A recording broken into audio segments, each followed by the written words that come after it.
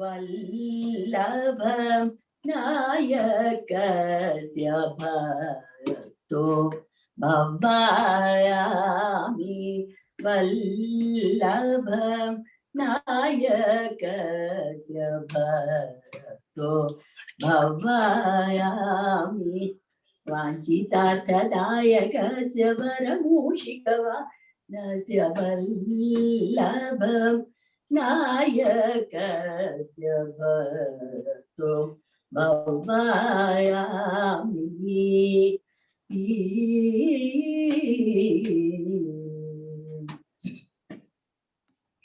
पल्लव पदमृदुतरस्य पल्लव पदमृदुतरस्य पाशाङ्कुश धीधरस्य मल्लिका जाति चौपक हारस्य मणिमालस्य वल्ली विवाह कारण गुरुव पूजितस्य काळीकला मालिनी कमलाक्षी संदुतस्य वल्लभं नायकस्य भक्तो भवायामि.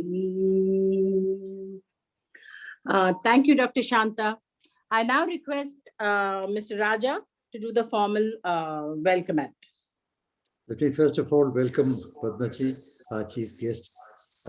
Thank you very much for agreeing to be with us this evening, Dr. Subramaniam. Thank you very much. We at Athashri are, just to give a brief introduction, we are a family of about 150 persons from various professions, various parts of the country, all citizens.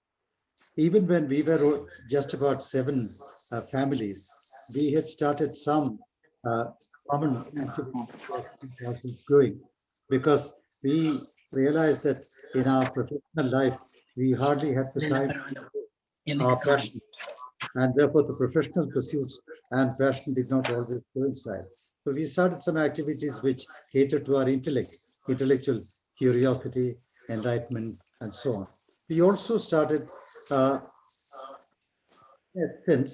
activities which we thought would appeal to our emotions and develop our aesthetic sensibility. So we went into music and dance, and some of our members had learned music, had learned dance in their childhood. So we started organizing these programs together, purely in-house, homegrown programs for our own enjoyment. That's how it started, and we started putting it in our common activities, common events, and so on. So this bold attempt to start a fine arts circle is a natural evolution of that spirit, of that urge to give expression, to get more exposure, to learn more, to feel more about the artistic achievements of this country, and to get more exposed to Indian and international music and dance. So we hope to have performances by youngsters. We already had a few. We hope to have discussions which will help us to develop an appreciation of music and dance and the fine arts, other fine arts, possibly later. And also an exposure to some of the rare recordings which we have come across, which will both entertain us and educate us. It is against this background that we have decided to start this Fine Arts Circle of Athashri. And Athashri Fine Arts Circle, of course, is a small group, but it's a group which will certainly like to be networking with other groups, and we already have got in touch with other senior citizens' homes here, communities here in Bangalore. There are about 6 of them. In fact, I'm very happy that some of them are here today with us, and I'll recognize them later. It's such a great pleasure for us that we have today a legend in the field of art to inaugurate this. And it's a matter of, for me, it's a matter of inexpressible joy to be able to welcome you in our midst. And I'm so happy that you are with us. Welcome. I would like to welcome all the other guests who have joined us, the lovers of art, lovers of music. Some of them dance, some of them sing from our neighborhood. I'm so happy that you're all with us. Stay with us and keep on encouraging us and helping us develop. With that, those words, let me request Rama to do the formal introduction of the guest. Rama. Yeah, sure. Can you show it on my face? Yeah. Dr. Padma Subramaniam, first and foremost, thank you so much for accepting our invitation. I mean, it's going to be a very brief, very brief intro. You have achieved so much. So this is really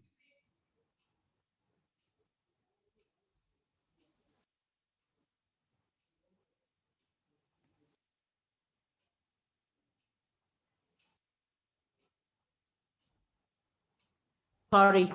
I'm sorry if you couldn't hear me. Sorry. Dr. Padma Subramaniam is acclaimed as a rare combination of a dancer, research scholar, choreographer, singer, music composer, teacher, author, and Indologist.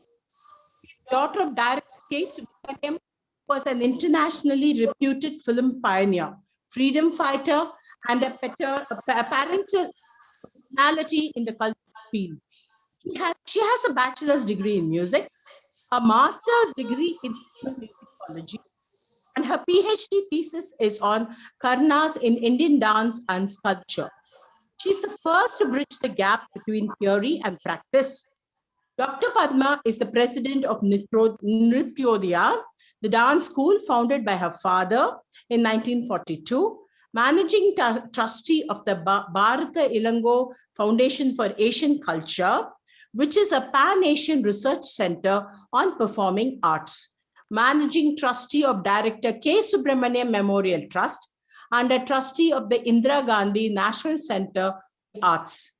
She has been connected with a few universities and is presently the program director, BFA and MFA distance education courses in Bharatanatyam and PhD at the Sastra University. She has received about 150 awards, national and international, which include Padma Shri, Padma Bhushan, Sangeet Natak Academy Award, and the Academy Ratna from the President of India. She is the only Indian classical dancer to receive the prestigious Fukuoka Asian Cultural Award from Japan for her contribution to development and harmony in Asia. She is the first performing artist to have been confirmed the honorary fellowship by the Asiatic Society of Mumbai, founded in 1804, for her academic achievements. She is still a sought-after active dancer, touring in India and abroad. In December 2019, she convened the first national seminar on Natya Shastra in Chennai for Central Sangeet Natak Academy in collaboration with Kalakshetra Foundation, Chennai, and Bharata Ilango Foundation for Asian Culture, Chennai. We are really honored to have you here. Of course, there's also, she has not mentioned it, but I would like to mention that several countries, Japan being one of them, and I think it's Germany also, and Russia, have made films on Padma Subramaniam ji. And we are really honored to have you with us. Thank you so much. I will now hand over the mic to you, ma'am, because I know everyone's eagerly waiting for you. Thank you, ma'am, once again.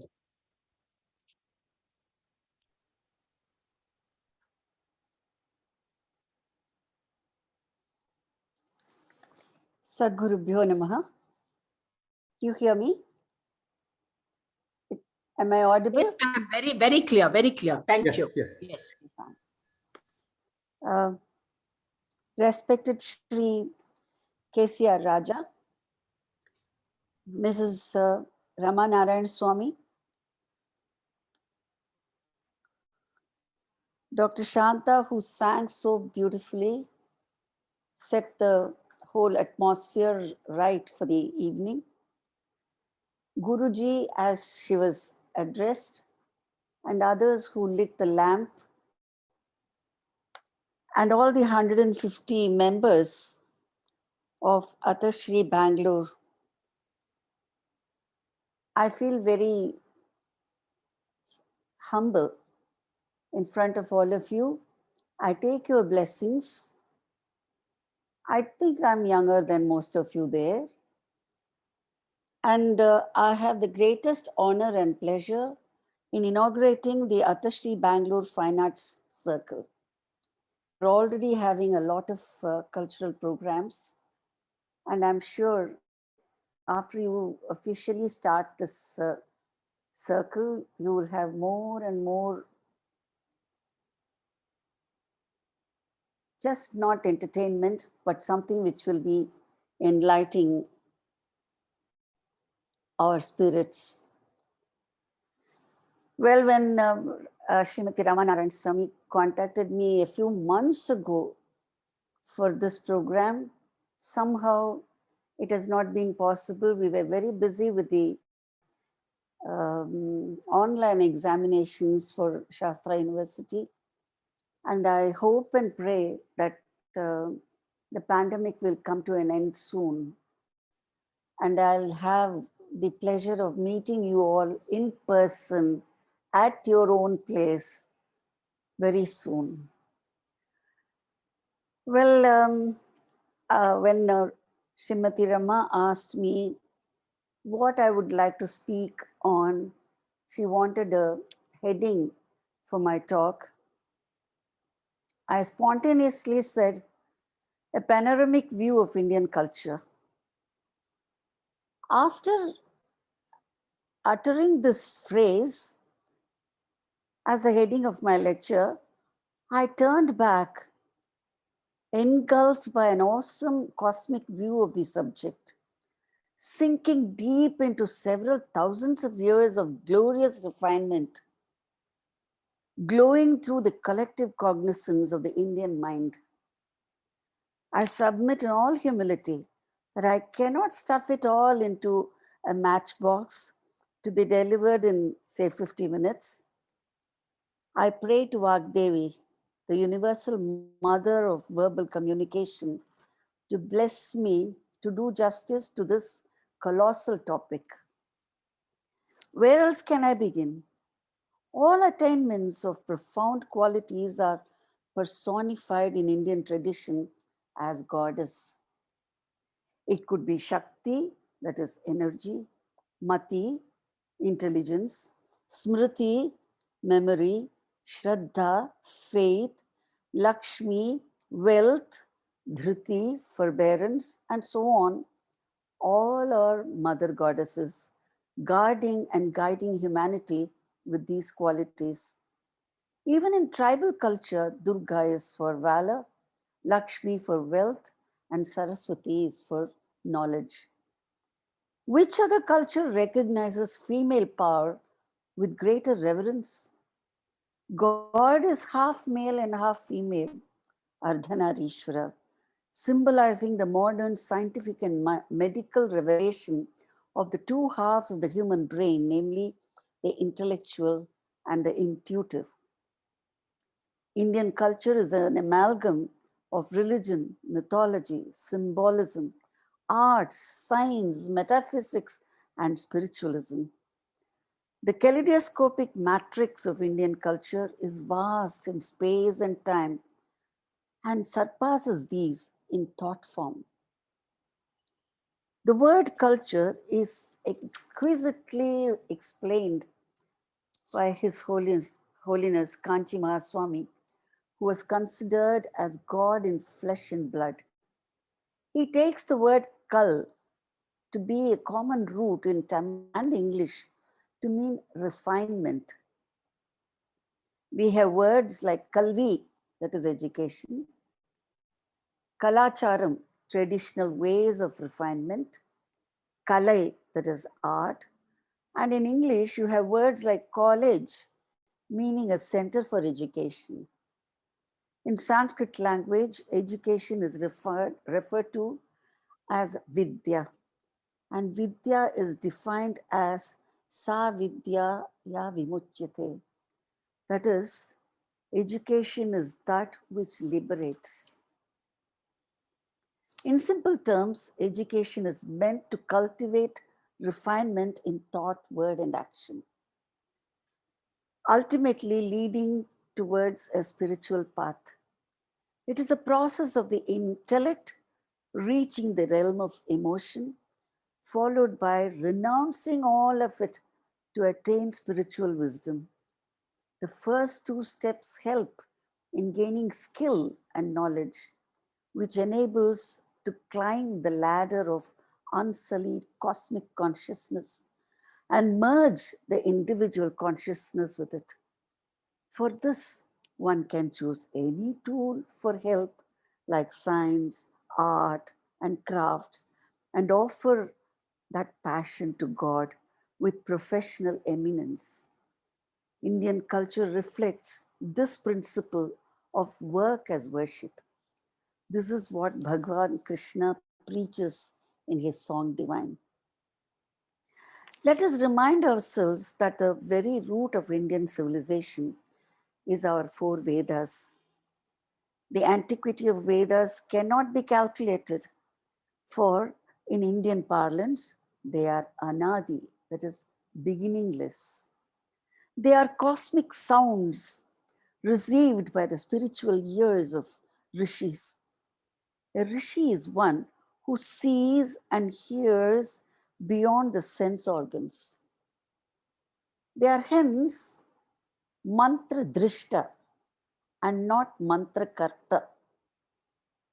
Max Muller gave a date for Vedas as 1500 BCE. This was to suit the biblical account of the creation of the world by God in October 4004 BC. This date was questioned even during the time of Max Muller by another German scholar. Vedic literature is called Shruti, meaning that which is heard and learnt. It is divided into two, namely Jnanakanda, that is philosophy and metaphysics, and B, Karmakanda, that is activities based. Religion or theology was always separated from spiritualism. Jnanakanda was revised as Brahmanas and Aranyakas, for which philosophical inquiries got separated as Upanishads. We Indians must be proud to realize that when Bharatiya culture had developed to the level of philosophical, metaphysical inquiries, most of the other side of the globe was still in the cradle of civilization. Smriti texts are law books which were adhered to in many parts of Asia. It is unfortunate that the alien rulers had misinterpreted our Shrutis and Smritis and created cleavage among the people of India. This creation included the malicious Aryan Dravidian race theory and the imaginary iron curtain between Sanskrita and Tamil languages. Vedic Dharma proclaims that all humans are born without caste. They obtain one of the four basic varnas depending on their upbringing and training. The main prayer included concepts like, may good thoughts come from everywhere. May we live 100 long, healthy years, earn plenty to perform our duties and receive wealth that will not harm our progeny. Parents, teachers, and guests may be treated as God and achieve ultimate merging with the eternal. The goals of life, in short, are four purusharthas, namely dharma, artha, kama, and moksha. The same ideals are called aram, porul, inbam, and veedu in Tamil. These are the same foundation for the cultural living mirrored In Tirukkural, Valluvar was also a Vedic rishi who lived much later to propagate same values of art of living in the Tamil language. Character and conviction for refinement in thought, word, and action led to the idea of divine origin of all branches of knowledge. Vishnu Sahasrama proclaims that all branches of knowledge originated in Janardhana. The respect shown to any profession is blatantly observed during Saraswati Puja when sandal paste and garlands galore for every big and small vehicle, and Ayudha Puja is performed even to the vegetable cutter, the Aruvamanai, and the screwdriver. Of course, for artists, it is a day of Vidyarambham, that is, beginning to learn. All professionals of great eminence in music and dance worship their instruments, including Shalangai, and perform their first lesson, which they learnt as beginners. This is to remind ourselves that learning and practicing, that is sadhana, is a lifetime commitment, and hence there is no room for ego.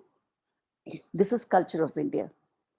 I remember that once in Moscow, during a Saraswati Puja, we did this puja in the foyer of a 7-star hotel and explained the Indian concept of dignity of labor to the Soviet friends, which they really appreciated.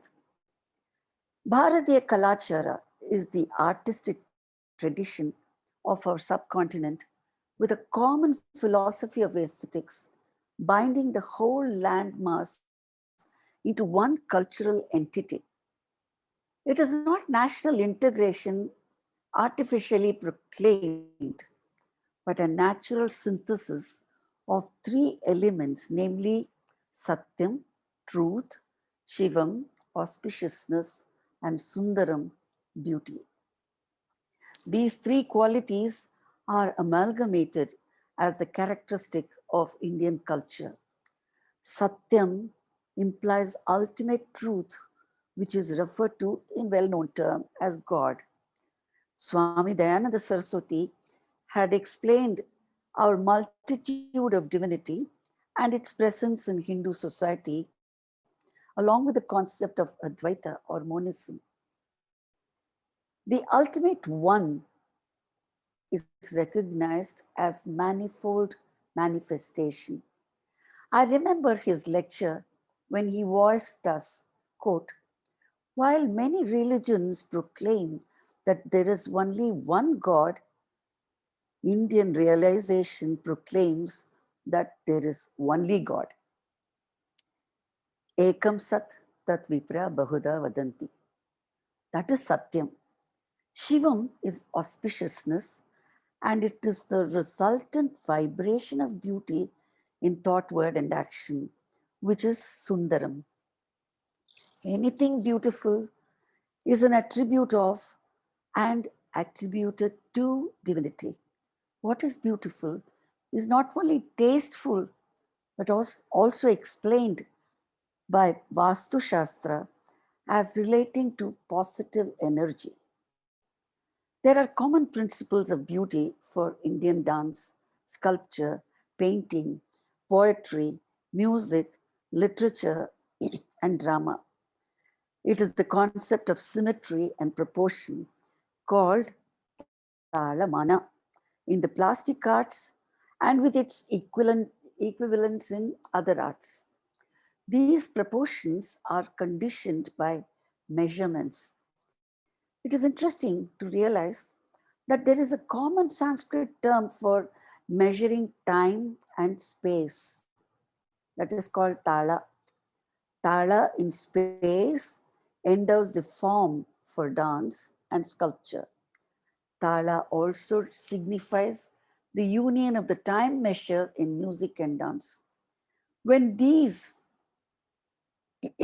sorry, When there is a flaw in Talamana, the trained Indian eyes rejects the form, and the experienced ears condemns the music and dance. In ordinary parlance, the presentation becomes crooked and also out of rhythm. Years of training and sadhana of arts become part of history. Arts have longer life than artists. Such products radiate auspiciousness in society. The sculptures and the performance of music and dance in temples were meant to be part of offerings to the Lord. They emanate harmony, wealth, and well being in the country. Vastu Shastra says that if a sculpture or even buildings are made out of proportion, those objects will cause disease, conflicts, and death in society. During the time of Corona, we have to think of this and maybe revive this concept.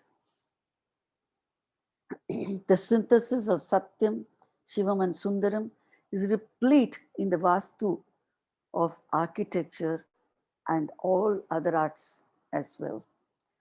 In literary field, the entire Eastern world owes to Valmiki, the Adikavi, the very first poet who gave us the unparalleled Itihasa Ramayana, and also to the writer and compiler Vyasa, who gave us the Mahabharata. Poetry depends on chandas, that is meter, characterized by specific poetic rhythms, alliteration, and other ornaments like similes. Mere flowery language without meter would be prose. Well, even poetic prose, but not poetry. Gadya is prose and Padya is poetry. Chandas has been there from Vedic times, and it is Chandas which has ruled the entire literary world of Indian culture in every regional language. It is through Kavya, that is poetic literature, that the culture of a land gains permanent strength.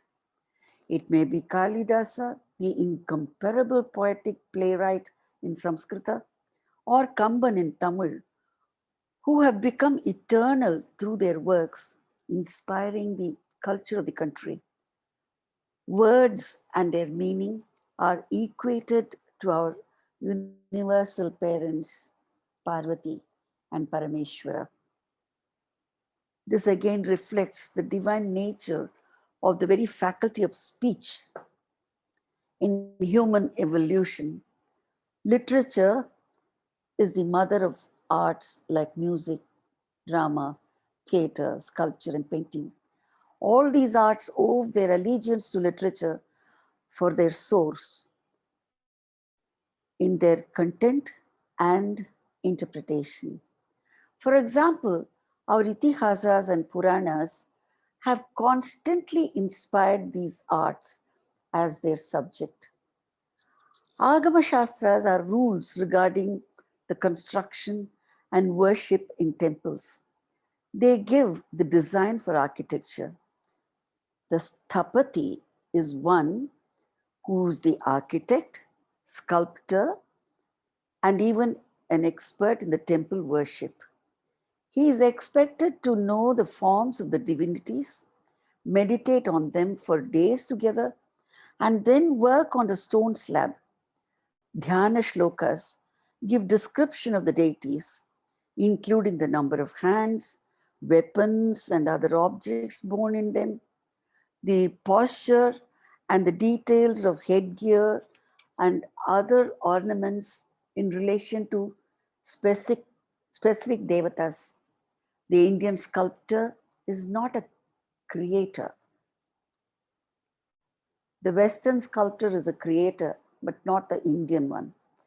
He is only a revealer, for by meditating on the specific deity, he visualizes the presence of the divinity in the stone slab and only removes the unwanted parts of the boulder and reveals the divinity for us. The figure has to be sculpted by adhering to the principles of symmetry and proportion.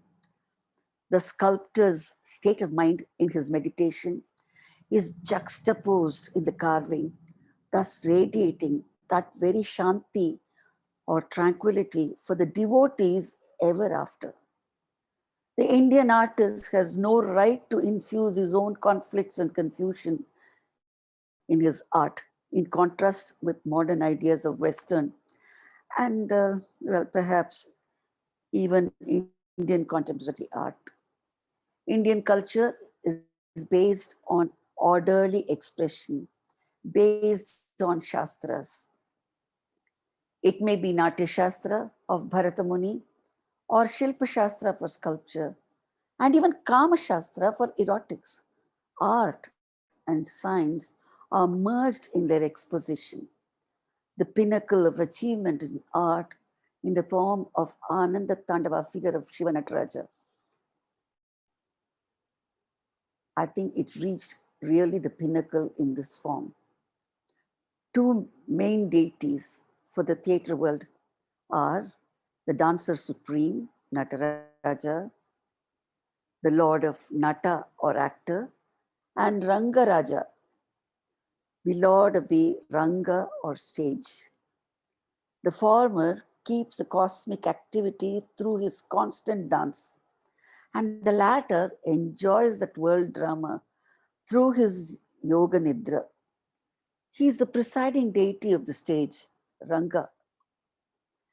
The mythology goes like this. The cosmic breath of Ranganatha, causing his chest raising and falling, is actually the cosmic dance of Shiva. The giant serpent, Adisesha, started emitting poison, unable to bear the weight of the two colossal deities. He asked his Lord the reason for this phenomena. When Vishnu explained the dance of Shiva as his very breath, Adisesha desired to witness this divine dance. Vishnu commanded Sesha to go to Chidambaram on earth and experience the same. Adisesha went to Chidambaram as Patanjali Maharishi, with his upper part of the body as human and the lower half as serpent. His figure is seen on the threshold of Nataraja shrine, perennially enjoying the cosmic artistic activity of the Lord. Hindu religion is merged with science and metaphysics in its concept of the cosmic dance of Shiva Nataraja. More than 150 principles of measurements are involved in the making of an idol of Nataraja. It was Ananda Kumaraswamy who first created an awareness about dance of Shiva to the Occident with his profound explanation in the book of the same name. Influenced by this book, the Western scientists drew parallels of the concept of Shiva dance with atomic physics as evidenced in the popular work of Fritz Capra in his book called Tower of Physics. It is a matter of pride to all Indians that a big bronze Nataraja of compelling beauty is installed at CERN, where the God particle is being pursued. The figure of Ananda Tandava, figure of Nataraja, is a synthesis of religion, art, philosophy, science, and mathematics. The arch around him is a symbol of the entire cosmos, which is his theatre. It is he who is galvanizing every cell into activity. The little drum in his upper right hand represents creation, for the sounding of it causes vibration. According to Patanjali Maharishi, the entire realm of phonetics originated in the sound of that little drum. Patanjali is the Adi Guru for yoga and also a commentator of Panini's Vyakarana, the book of Sanskrit grammar, and above all, a constant witness for Shiva's dance. The lower right hand of Nataraja shows sign of protection, Abhaya, for what, what is created need the blessing of sustenance. The upper left hand holds fire, signifying dissolution. Hindu religion doesn't believe in destruction. All souls get dissolved in the Lord or get new physical bodies. The lower left hand points at the lifted left foot as the final abode of all tired souls. The dwarf figure, who is trampled by the right foot of the Lord, symbolizes ignorance and human depravity. In simple language, it reveals the victory of good over evil. The entire dancing figure of the Lord is a masterly representation of profound principles. Indian culture believes in both worship of form and formlessness. Shiva is recognized as the five elements, Panchabhutam, earth, water, fire, air, and space. 4 temples in Tamil Nadu and 1 in Andhra Pradesh are special centers of worship of the Lord as these elements. Chidambaram is the Akasha Kshetram, that is, center of worship for space. In the altar there, we see Nataraja, the cosmic dancer in form, as well as mere space, which is worship of the Almighty as formlessness. Hence, we see both the tangible Lord of myriad dance movements and the intangible space of the subatomic world. Our planet, being one of the Panchabhutas, is also propitiated as Bhumi Devi, Mother Goddess. Touching her and prostrating before every classical dance lesson and concert is a common observance all over Bharat. This is true of folk and martial arts also. And it was a common adherence in the field of film dancers also, I'm told, till recently. I don't know what is happening now. This is to meditate and relax mentally and beg her pardon for stamping on her. Mother Earth is associated with forbearance, and with reverence to her, humanity will realize the importance of environment. Trees will not be felled, and element of air will not be polluted. Riverbeds are to be maintained clean, and one is not allowed to wear even footwear while crossing the riverbed. River, mountain, tree, animals, insects, flora, fauna, aquatic creature, well, everything is holy. There is nothing secular in Indian culture. I want to repeat this. There is nothing at all secular in Indian culture. The whole world is a manifold manifestation of that one supreme reality. Every skill is God-given and developed scientifically. It may be carpentry or image making. There is a presiding deity, Vishwakarma. Bhumi Puja is a must before beginning cultivation or erecting even a temporary theatre, Kottahai. The 5 elements are common to both macro and microcosm. What is there in cosmos is there in every living being. The science of Ayurveda medicine is based on the balancing of the Panchabhuta in every individual, which are related to 3 gunas or qualities, namely sattva, rajas, and tamas.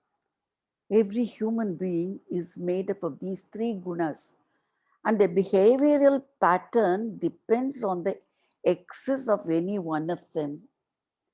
In short, Sattva is the quality giving rise to spiritual tranquility. Rajas makes one forcefully active in thought, word, and deed, and tamas gives the tendency for laziness and remain rather inactive. The balance of pitta, bile, kapha, phlegm, and vata, gas, in the body are also connected with the three gunas. Ayurveda means the knowledge of long life. This Veda is the Upaveda of Atharva Veda. Music, dance, and drama are Upavedas of Gandharva Veda, are called Gandharva Veda, which are Upavedas of Samaveda. It is this Gandharva Veda that is integrated in the Natya Shastra, called Natya Veda also. All the branches of knowledge in Indian culture have been originated and perfected to endow humanity with values of the total well-being from all angles, namely physical, intellectual, emotional, and spiritual spheres. For example, the Natya Shastra says that the performance of a play must be decent enough for the father-in-law and daughter-in-law to sit together and enjoy the rasa. Indian culture has the greatest concept of rasa. We all generally use the term rasika for one who has the sensitivity to enjoy music or dance or poetry, play, or even film. One who experiences rasa is the rasika. Bharata Muni was the first in the world to formulate a theory for rasa. He gives the process through which rasa is born, a combination of vibhava, that is cause, anubhava, effect, and vyabhichari bhava, transitory emotions, strengthen a durable psychological state of mind called sthayi bhava. When these are enacted through what is called abhinaya, the spectators enjoy that aesthetic experience. That aesthetic experience is termed rasa. Bhava is called sorry. Bhava, kuch tani kudu.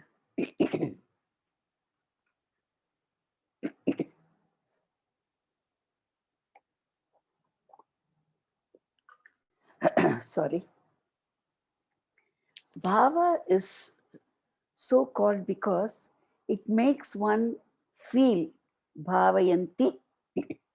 Though there are many bhavas or psychological states of mind, 8 sthayi bhavas are dominant in nature and they give rise to 8 rasas. Many may have listened to these terms. The 8 rasas are Shringara, love, Veera, valor, Karuna, pathos, Hasya, comedy, Bibhatsa, hatred, Raudra, anger, Bhaya, fear, and Adbhuta, wonder. By dissecting the aesthetic effect, we get 8 rasas. The ninth is Shanta or tranquility, which is obtained probably when none of the other 8 bother the mind. The Kashmirian Shaivite philosopher Abhinav Gupta, who was a contemporary of our Saint Ramanuja about 1000 years ago, explained rasa as only one, and that is spiritual bliss. At least momentarily, when the moth of qualities like ego are removed, the self is realized as Anandamaya. This is what that is realized, experienced, and enjoyed through exposure to beauty. That experience is enjoyable even if it is sorrow or horror, because this is beyond the physical realm. The sweetness of a tragic tale is because it is Atmanubhava and not Sharira Anubhava. It is limitedly called catharsis in Greek drama, which is explained as purging of bad qualities. But the Indian philosophic culture raises it to spiritual bliss, Brahmananda. Upanishad says, Raso Vaisaha Rasagihyevayam Labdvanandi Bhavati. Rasa is that is Almighty. Those who obtain that rasa attain Ananda. Among the 1,000 names of goddess Lalita, she is addressed as Rasagnya, personification of the awareness of rasa, and also as Rasa Shevadhi, that is ocean of rasa. It is the rasa concept that elevates arts and literature to spiritual status. Natya Shastra says that no artha or meaning proceeds without rasa following it. Let me quote a traditional Tamil folk song sung not for worship but sung during agricultural occupation. It is addressed to Subramania, the god of the Tamils. Colloquially, he is addressed as Subbaya. Subramania becomes Subbaya, very a pet name of Subramania. The line goes, Etadi kuchukulle Subbaya, eppadi naan iruppen, Thangamaileri Subbaya vandida venumayya. It means, oh Subbaya, how can I reside in this hut of 8 measures? Come quickly flying on your golden peacock. The hut signifies the human body, which is the residence of the soul. The folk song signifies the quintessence of Indian culture at grassroots level, where highest philosophy is percolated without the help of English schools.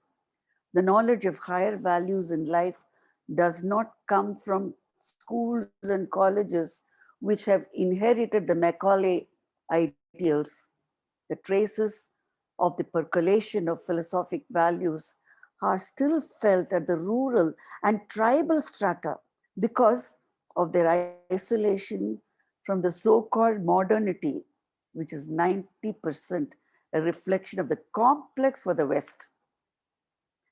Well, I am an optimist, following poet Pattukotte Kalyanasundaram, who trumpled about the permanence of our arts and culture in its true sense. He said, Kalayada Kalai Engal Kalige, ever kalaitida ninaitalum maruttalum edirthalum, Kalayada Kalai Engal Kalige, நிலையாய் நிலைத்தது நெறிமுறை வகுத்தது தொலையா நெடுநிலத் தலையாய் தன்னிகரற்றது. Our arts are permanent, standing steadily in spite of opposition and distortion, for they are rooted in codifications and they stand tall as the best in the world with eternal values. Thank you. I think it will take us a few minutes to take our breath because we're all still dazed by what you just spoke, ma'am. Thank you so much, Padma. Thank you very much Thank indeed. you so much. You started by saying that you would not be able to do justice to the subject, but we got a panoramic view that took us back to our cultural roots and the philosophical dimensions of what you said. We do hope, we share your optimism. We do hope the generations to come will have this sinking into the collective consciousness, and that the heritage of the cultural heritage was in its true form, starting from the Vedas, the Upanishads, and coming down to what you mentioned, talked about dance and music and sculpture and the spiritual aspect of it. and ultimately the individual consciousness merging into cosmic consciousness, the fundamental unity of all that creation. I hope that that will become a subject of study right from childhood for our children, so that we know more about our culture and we're proud of our culture. For us at this age, we once again become children to learn about it and know about it. Thank you very much indeed. It's been a pleasure. You have transported us to a different level. We now have a very short uh, presentation by Shankar Srinivasan. Shankar is an amazing personality. He is an IT specialist working with Cisco, but his passion has been music. And he started uh, learning the Hindustani Basuri under Nilendra Jani, and later Guru K.S. Rajesh, who was a senior disciple of Pandit Hariprasad Charasya. And he plays on it, which is a deceptive instrument, which, as he says, has 6 holes and a blowhole. And they take you to a whole world to conquer. And Chagga has been in that world. So I have great pleasure on behalf of our Athashri Fine Arts Circle to welcome him into our fold. He's not a senior citizen. To welcome him into our fold and request him to give us a couple of pieces. Shankar? Sure. Is everybody able to hear me? Yes. Okay. Thank you so much. Thank you. Thank you so much for giving me the opportunity. I feel blessed having been, part of this association and part of the journey that you've just started. It's probably a blessing for me to be in the same session as Dr. Padma Subramaniam. So please bless me, and please forgive all my errors and mistakes. I've just started the journey in music, so any mistakes, please pardon. It's my humble effort to make some sound. Yeah. Go ahead. I'll try to present Rag Chandrakons today. So most of us may be familiar with Rag Malkons, which is a fairly popular raga in Hindustani music. Chandrakons is the nishad of the raga is Shuddha nishad. That is the only distinction between Chandrakons and Malkons. And the treatment is slightly different, of course. So it is not an afternoon raga, but it's something I thought is fairly soulful to present. So I've chosen this. Thank you.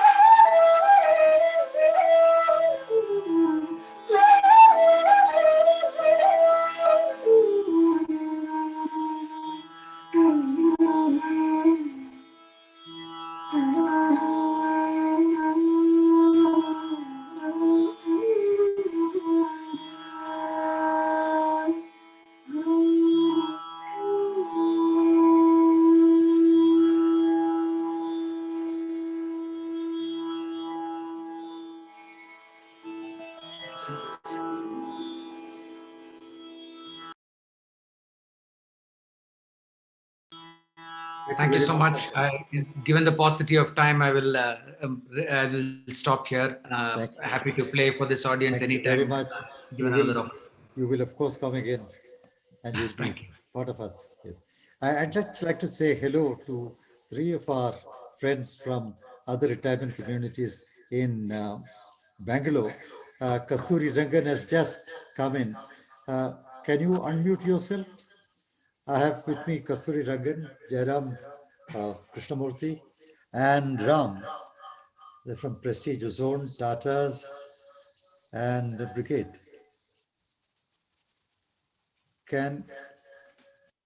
Hello, can you hear me?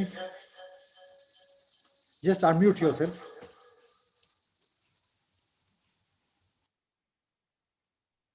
Okay.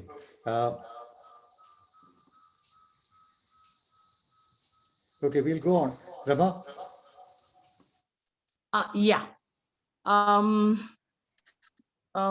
think Padma ji, there are lots of them who would like to ask you some questions, clarify something. Is it okay for them to start off? Can they ask you a few questions? I'm happy to know they're not bored of me. No way. Oh, no, not at all. Impossible to be bored. Not at all, not at all. Yeah. Well, it'll be my pleasure to interact with all of you. You I can think ask me, and if Brigadier I'm going- Murthy wanted wanted I'll to let ask. Yeah. Yes, ma'am. Sorry. Brigadier, if you are ready with your question, maybe start. Please unmute yourself, Brigadier. Can you hear me, please? Yes. Yes, please. Yes. I am Brigadier Murthy. I just want to ask Dr. Padma one small clarification. Of course, your lecture was mind-blowing and absolutely took us to a different world. I have been getting some forwards from the Kanchi Mutt regarding various anecdotes in the life of Mahaperiva. One of those referred to your introducing one Professor Rybakov of the Russian the Russian senior official in the Russian cultural field. Through your good offices, you arranged a meeting of Professor Rybakov with Mahaperiva, which was a very interesting and interesting meeting, which I heard through this forward.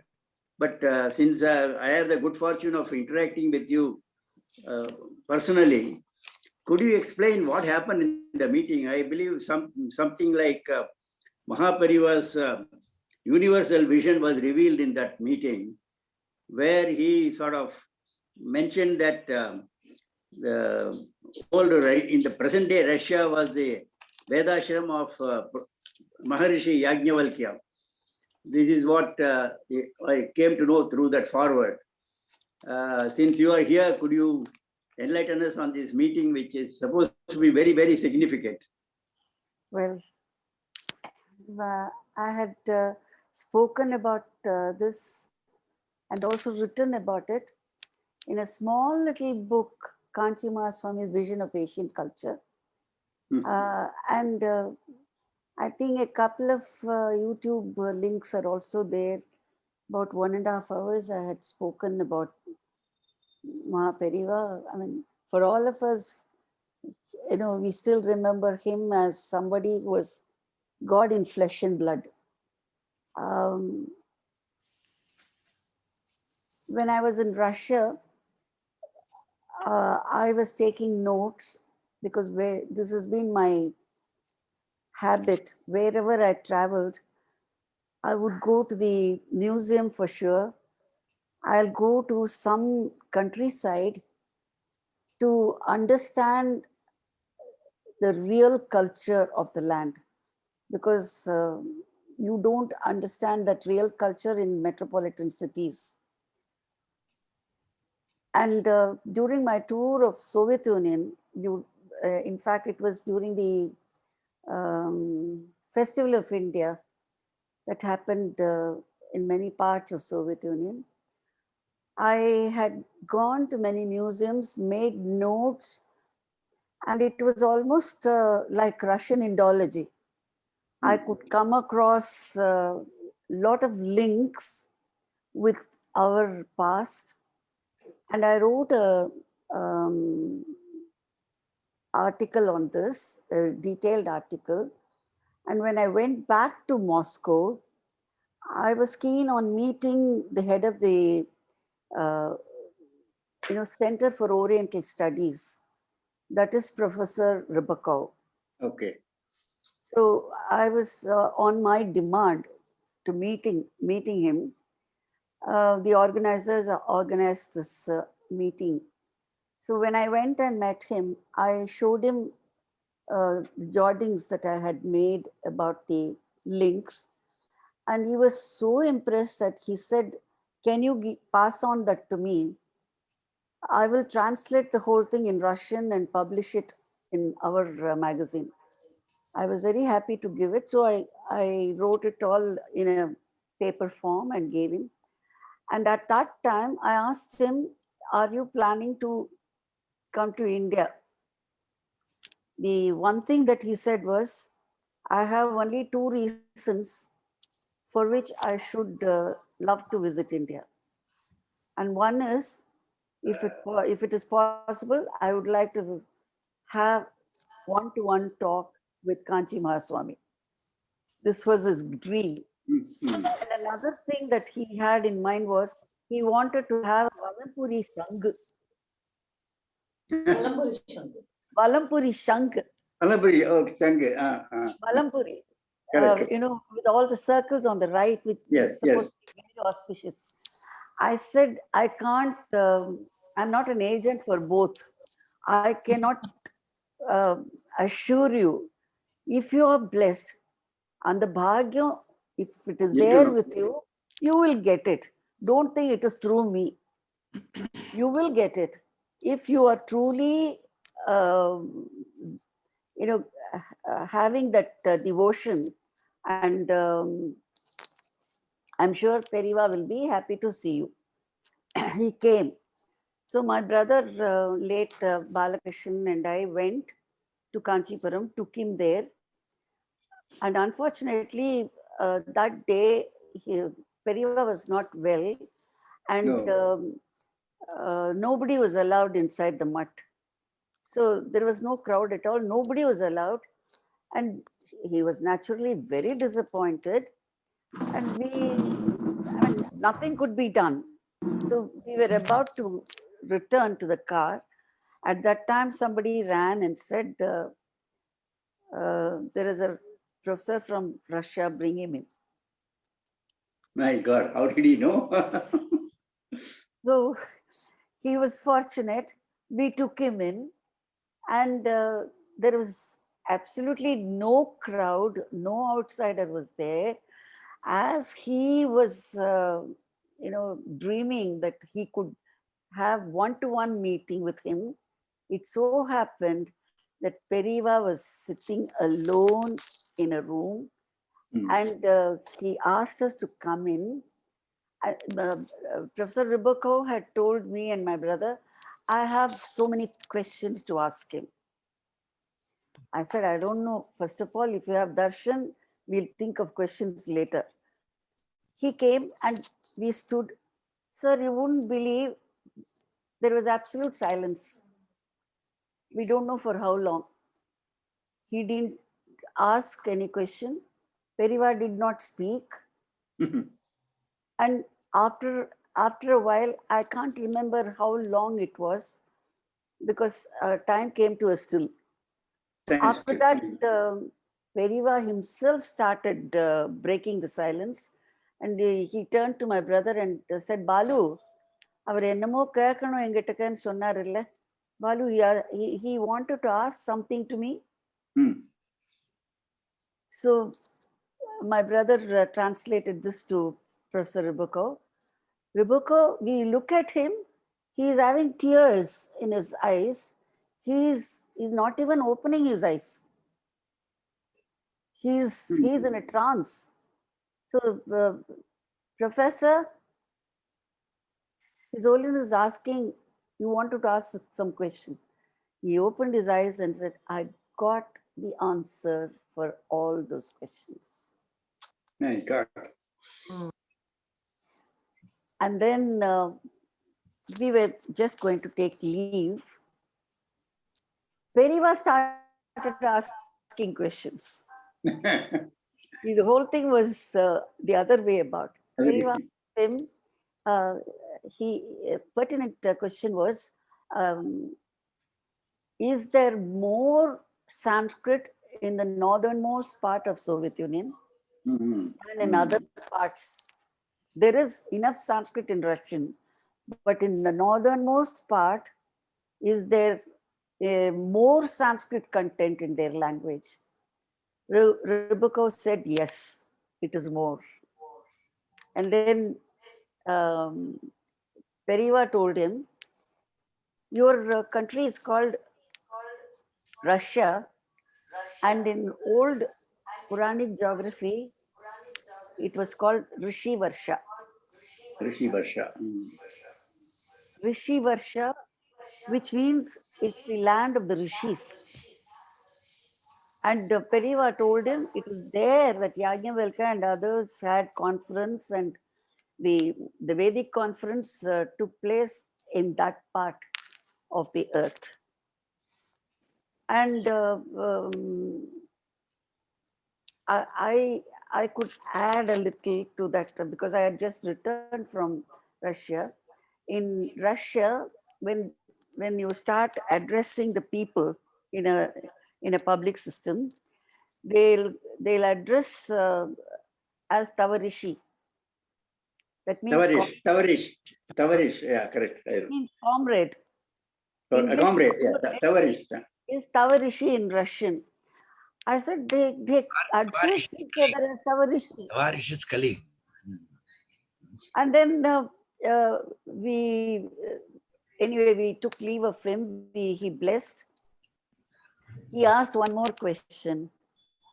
Brabakov asked, what should I do to become a Hindu? And Periva said, if you feel you are a Hindu, you are a Hindu. You don't have to do anything. Every baby born in the world is naturally Hindu. It's born Hindu. Becomes Christian or whatever it is only after being baptized. But in natural parlance, any child born in any part of the world is born Hindu. And he said, you are a Hindu. If you feel you are Hindu, you are Hindu.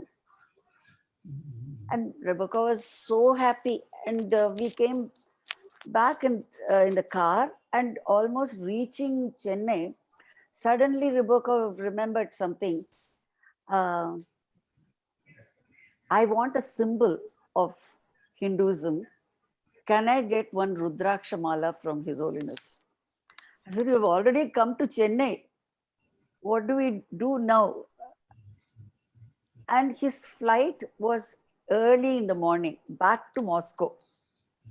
Anyway, Anna, my brother, thought he will phone Kanchi Matam and inform the manager that this professor who was fortunate to have one-to-one talk with Periva wants a Rudraksha Mala. And Periva managed to send one Rudraksha Mala for him. Right. Same night, it came from Kanchi Matam. And one more thing I forgot. When Rebecca was asking Periva, can I get one Hindu name? You're saying that all of us are born Hindu. Can I get one Hindu name? Then Periva said, he is asking us with his white beard, does he not look like a Rishi? We'll call him Rishi. So Periva gave him a name, Rishi. Rishi. Good. And he got his Rudraksham before he boarded the flight.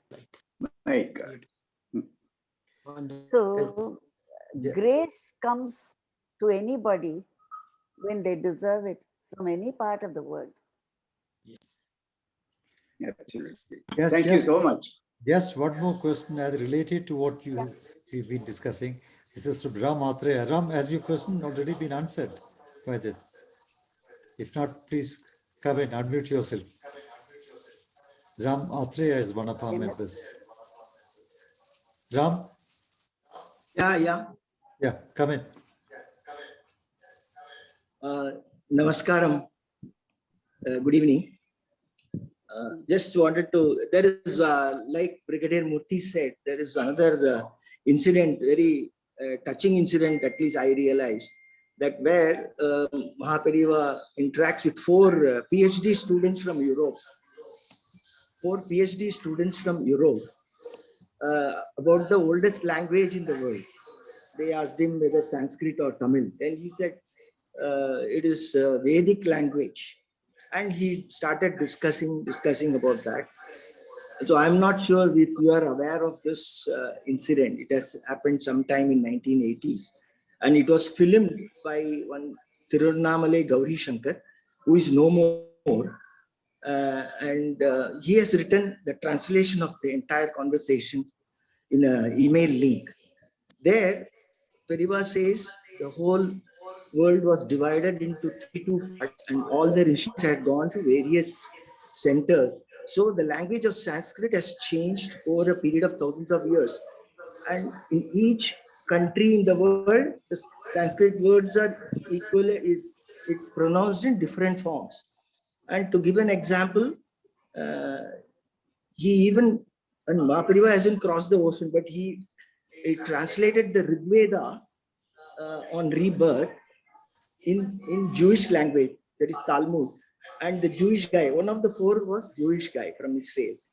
And he started reciting the Rig Veda, mentally transforming into different aksharams.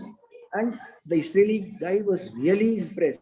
He didn't know what to do. So I'm not sure whether, and he made a table of different zones in the world with what is the meaning. Suppose like in India, the Bengalis, they call Va as Ba and Ra as Da in the North India.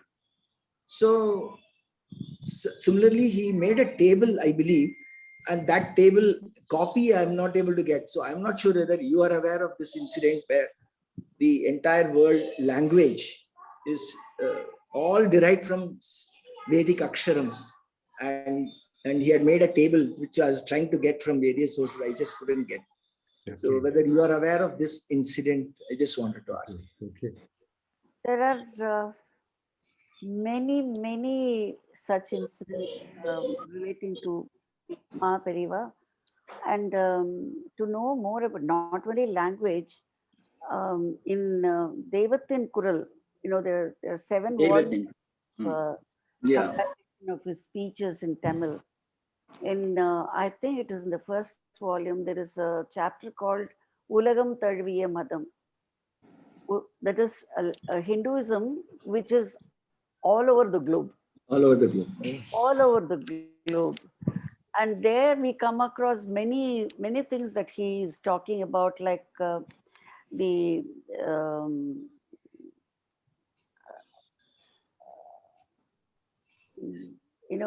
Mayans, Druids, Incas, for example. Incas, yeah, Incas. He talks about Incas. He says Inca is they used to have Surya worship. Incas were mainly worshipping sun god. Yeah. And Ina in Sanskrit is Surya. And Incas were only worshipping sun god. I can give a special full lecture on by translating that particular chapter. There is so much of link all over the world with we can almost come to a conclusion of the mono origin of civilization with Mahapariva's view on culture, religion, and language. Thank you. Thank you very much. Thank you very much. Rama? We also know about how Mahapariva asked you about 108 Natya Shastras and how you've done it up into a beautiful book. And also in his, I think in his temple, you have created all those sculptures. Could you talk a little about that, please? The 108 Karnas, I think, right? If I might, yeah. It's like opening a Pandora's box. It's a big. Sorry. I did all my research only because of Mahapariva's grace and Karanas are movements. They are like sentences in a language. I'll try to make it as non-technical as possible, and that basic movements of dance were forgotten in North India after 12th century and in South India after 13th century. And because of Paramacharya's grace, I revived these, and sculptures of these are found in almost all over India, all over, I would even say Asia. But there are 5 temples in Tamil Nadu which portray these sculptures as still photographs of moving dancers. This was my discovery, that each dance sculpture is like a still photograph of a moving dancer. In a still photograph, only a fraction of a second is recorded. And that's what the sculpture also does. What movement precedes and what follows from that static posture that you see was the subject of my PhD research, and I brought it to the stage. I made it not only theoretical, but I brought it to the stage by bringing in, let me say, by bridging the gap between history, theory, and practice. This was what I did. In one sentence, this is what I can say. And when Periva was building Uttara Chidambaram Nataraja Mandir, that is Nataraja Mandir in North India, in Satara, Maharashtra. He asked me to design a new set of Karana sculptures, which I did, and it took 12 years to complete that project. And each line drawing was taken to him. After he approved, I gave them to the sculptor to get it carved. So when I took the first 6 line drawings, he not only approved, he asked a pertinent question whether I had been to Indonesia, and I had not been to Indonesia. Those days, even Government of India would send performing delegations more towards the West. There was hardly any interaction with the East. So I had not gone. So when he said, go sometime, I didn't know why he said, and then 12 years it took to complete the project. And Satara sculptures were consecrated. And only after Mahaswami attained Mahasamadhi, I could go to Indonesia. And what was the miracle was, in Indonesia, in central Java, in a very big Hindu temple complex called Prambanan, next to the Cambodian Angkor Wat, Prambanan is the biggest Hindu temple complex belonging to 9th century, which got destroyed in 15th century earthquake. And whole of 20th century, the Dutch archaeologists had been taking stone by stone and rebuilding, like what they did in Egypt, rebuilding the whole thing. And then the 6 main buildings of temples is complete, with about 250 Parivara Devatas shrines still yet to be completed. So it's like an ocean of stones there. I went there to see the Ramayana sculpture series, but within a few minutes of my reaching there, I saw Karana sculptures, identified them, and 52 I discovered there. And the biggest miracle was those 52 tallied with my designs for Satara sculptures and also my reconstruction of the movements. So this was a miracle that happened, which showed a link beyond time and space. This was possible because it was Paramacharya's idea. Somewhere sitting in a cow shed in Kanchipuram, he asked me to go to Indonesia 12 years earlier. And probably my mind was working in the same way, in the same frequency as those sculptures of the 9th century in Indonesia. I was not aware of it. Only after Satara temple was consecrated, I went to Indonesia. So this is the miracle that happened. Fantastic. Wonderful, wonderful. Are there any more questions, or shall we move on? Let's move I don't on. want to take up too much of Padmaji's time. That's right. Go ahead. I would just like to introduce our members to you, ma'am. Just about 8 of us. So the first one is Mr. KCR Raja. Please unmute your videos, please, as I call out your names. Dr. Shanta Radhakrishnan, who you've already been, Ms. Usha Venkateshwaran. She herself is a dancer who used to run a dance school. And I think she also knows you. I'm not too sure, but that's it. Mrs. Kishori Nalte. Can I see Usha's face? Usha, can you show yourself Yeah. up, please? Are you IAS Venkateshwaran's wife? Yes, yes. Usha, You should unmute yourself also, Usha. Usha, please unmute yourself. a wonderful meeting it is after so many years, decades since we met. I'm so happy to see you. Happy. You know, this is an occasion. I'm supposed to do the vote of thanks, but I really don't have words to talk about you or anything. But I remember the wonderful times we have been together, and especially in Germany when you came and you after the program you sang, and you sang so beautifully. And the way you have presented the whole concept of Indian culture is fabulous. It's such deep thinking. You have really blown our minds. I'm really very excited about this.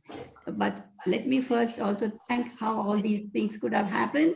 You see, even if we are old senior citizens, we still seek the truth and the beauty of life, and nothing more than Indian culture can offer.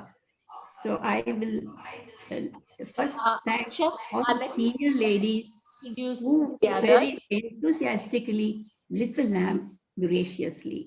Yeah. Hats off to them. Usha, I'll introduce the others and then you go on to the vote of thanks, please. That's right. Mrs. Kishori Nalte, she's in charge of our cultural wing. Mr. Sriram Chandrudu, another very enthusiastic music lover. I mean, if we've watched lots and lots of music programs or dance programs courtesy Sriram Chandrudu. Mrs. Geeta Subramaniam, her mother was the oldest member who lit the lamp first. Mr. Bharat Sethuraman, and of course myself, Raman Narayan Swami. The 8 of us have started brainstorming, and I suppose at some point we'll come back to you for help. Thank you so much, Padmaji, for all that you've done for us. I now request Usha Venkateshwaran to do thanks.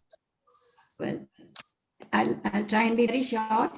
As I said, it's been a wonderful evening for all of us.